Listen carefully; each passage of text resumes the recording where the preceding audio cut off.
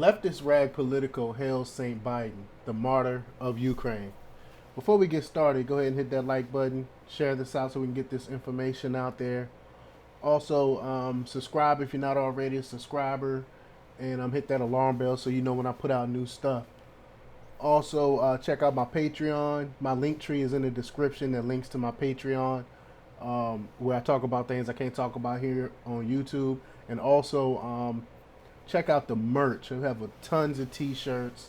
Got Let's Go Brandon t-shirts, I Will Not Comply t-shirts, all types of t-shirts, and it's all done in-house. So when you purchase one, it goes to help fund what we're doing here. All right, let's talk about the news. Old Joe Biden and his handlers have not unexpectedly mishandled the Russian invasion of Ukraine as spectacularly as they've mishandled everything else.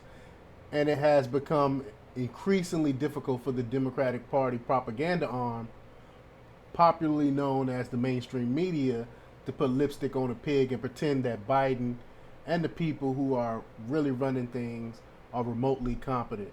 Now, Politico has taken the lead in formulating what could become the establishment media's new line. Biden is a noble man who sacrificed his presidency for the freedom of Ukrainians at great domestic cost.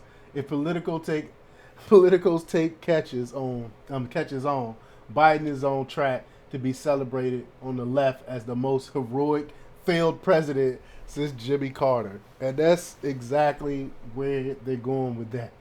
They're going with this.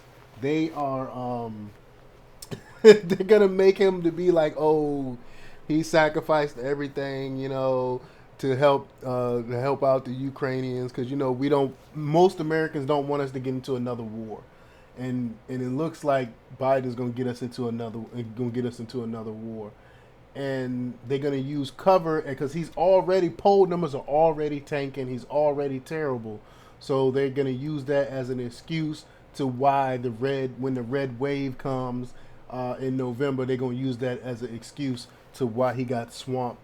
Why Democrats got swamped in November. Watch what I tell you. But the new image of Biden is buried far down in the lengthy article that signaled the left's abandonment of its efforts to pretend old Joe is doing a remotely good job. Putin was playing Biden all along. It's true. Putin was playing Biden, and he has moved on Ukraine because of the dementia-ridden faux president, obvious weakness and incompetence. But as far as Politico is concerned, Biden is not a doddering old fool who was played by a smarter, healthier, more ruthless adversary, but rather a tragic figure, a man who sacrificed his presidency for the cause of freedom, heedless of the grievous costs to his own political career. And that is absolute nonsense.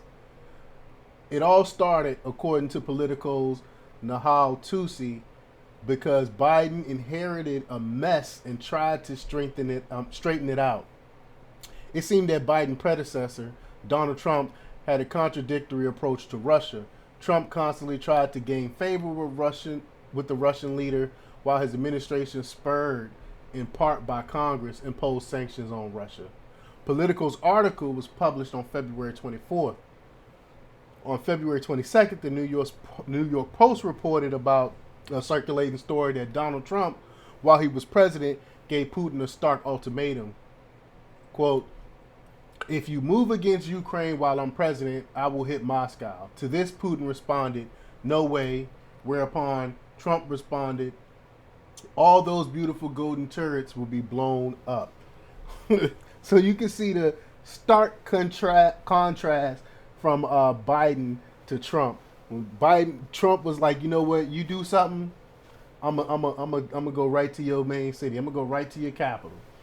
But of course, it doesn't behoove Politico to take notice of such a report because it contradicts the left's discredit of the Russian collusion narrative, and the still live contention that Trump was Putin's puppet. I mean, they still going with that dumb narrative. But instead of quoting this, even in order to try to discredit it, Nashali Tusi opt to pile on more nonsense. Quote, Trump and his aides also often dismissed or mistreated America's allies in Europe, and Biden administration officials spent much of their first few months trying to repair ties with countries like Germany and France.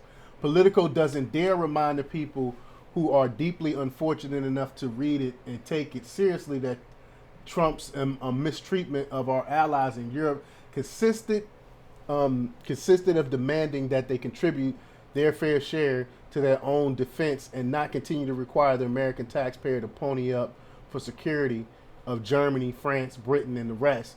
Biden put them back on the dole, i.e., in Politico's world, he repaired ties. So we're back to funding other people's military. And now, old Joe was, according to Politico, going toe-to-toe with Putin, heedless of the cost to the 79-year-old's dementia patient's political future. Biden's effort to stand up to Russia, including his levy on tough economic sanctions on the country, could nonetheless hurt him politically. Russia is a major oil and gas producer, and squeezing its economy through sanctions is likely to raise gas prices, a measure that hits American voters in their pocketbooks.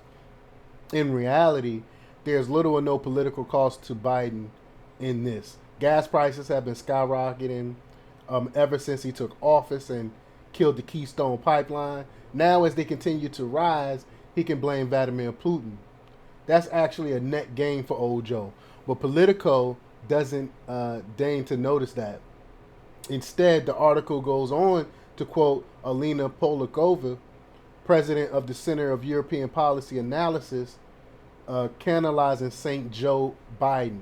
Quote, it's a huge risk to prioritize Ukraine over domestic politics, and I really have to respect them for that. He's making the right choice, but it's possibly going to cost him. That's that right choice to acting yet again with total indifference or worse to the actual interests of the people of the country he is supposed to be leading. The left did this before with Carter. He was supposedly too good for the presidency, too noble in mind for the rough and tumble of politics, too pure for our sullied world. This enabled the sanctimonious old anti-Semite to become the most prosperous former president in American history. Old Joe will likely join him in being hailed as the sage ex-president if he has a post-presidency at all. For Americans, his post-presidency can't possibly come too soon enough. But let me know what you think about all this. Leave your comments down below. Like, share, and subscribe. And check out democrepublics.com for the latest in news. Until next time, peace.